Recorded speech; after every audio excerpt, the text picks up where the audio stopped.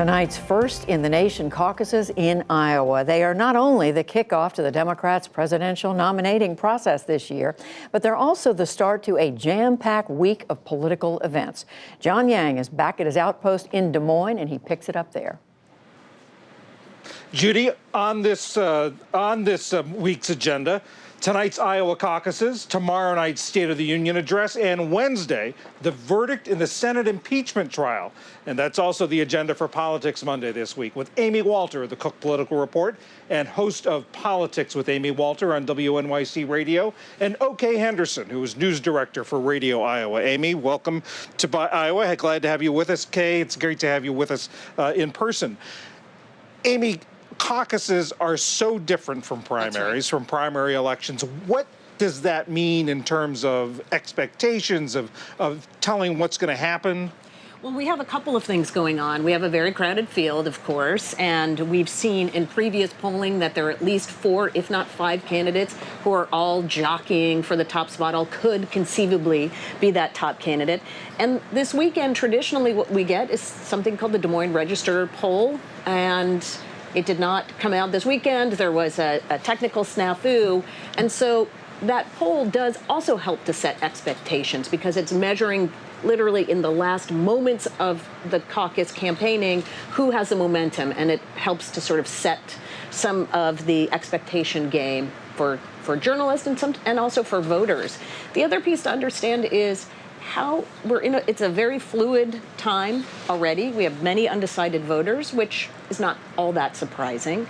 But in a caucus, it's a very public process. This is not like a traditional primary where you go in, you close the curtain behind you, you push a button and you leave. Instead, you show up 7 p.m. at a gym or some other community center with lots and lots of people around you. Many of them you probably know. They may be your neighbors and your friends, and you publicly declare who you're supporting. I've talked to a lot of voters and heard anecdotally a lot of voters who are undecided saying they're going to make up their mind literally as they get into the caucus place. So the energy of that caucus, the seeing people that they know standing with the representative from one campaign or another may sway them. Just a feeling that they're going to get when they go into that actual room, maybe moving them from where they are right now to another candidate. So it is incredibly volatile, fluid. Kay, you know the politics of this state, you know the voters of this state. How different does this cycle feel from previous years? It feels very similar to the 2004 cycle. Democrats were choosing someone to run against a sitting Republican president, and they were very nervous. And at the very end, 2 candidates sort of made a big surge, John Kerry and John Edwards. John Kerry came up on top by just a whisker. In this instance, I think that Democrats are just almost frozen because they see what the president says on Twitter. They hear what the president says on the media that they consume. Their friends on Facebook making posts about it. They're constantly inundated with the idea of Donald Trump being the person that their nominee will go against. And so they're making that evaluation. The other thing that's really interesting as we sit here right now on the Drake University campus is that we already have some inkling about what the Sanders campaign strategy here is. There was a very small caucus, a satellite caucus. They met early on the campus, just a block from here. And the Sanders people did very well on a college campus. And I think that's really a key thing to watch tonight, how well he does in college towns with younger voters. The other thing we saw with an early caucus was an early afternoon caucus in the community of Ottumwa. And it was mostly people who worked at a plant. And they were organized by the Sanders campaign, and he did very well there. So those are 2 target areas. People who really respond to the Sanders Fight for 15 message, and college students who really respond to sort of the whole breadth of the Sanders message. Yeah, there are 2 things that Kay brought up that I think are really important. The first is the fact that we're getting so much of this information. This is what makes this different from 2004, or quite frankly, any other campaign, is we are going to get numbers. We can go through that in a second, but that now that we have Twitter and social media, this stuff is getting out into the bloodstream before the official caucuses begin. So that's an important thing to think about.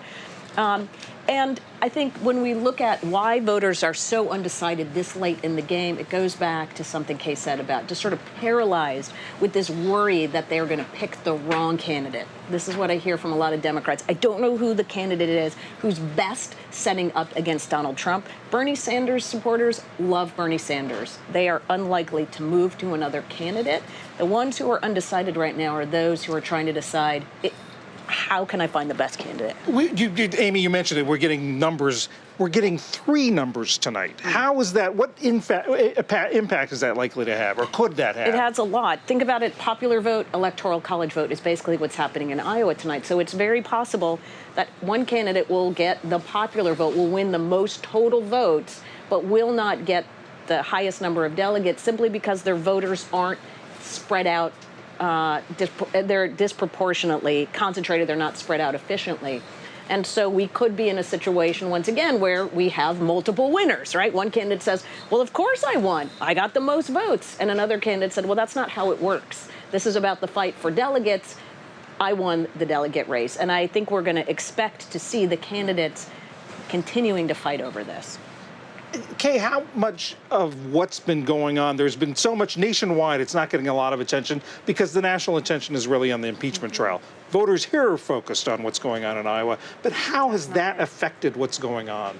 What has been most surprising to me about this caucus is that there really hasn't been a moment since the 2018 election that there was any letdown. The intensity has still been there among voters. And you would think, okay, I'm going to go cover a candidate. They won't have much of a crowd.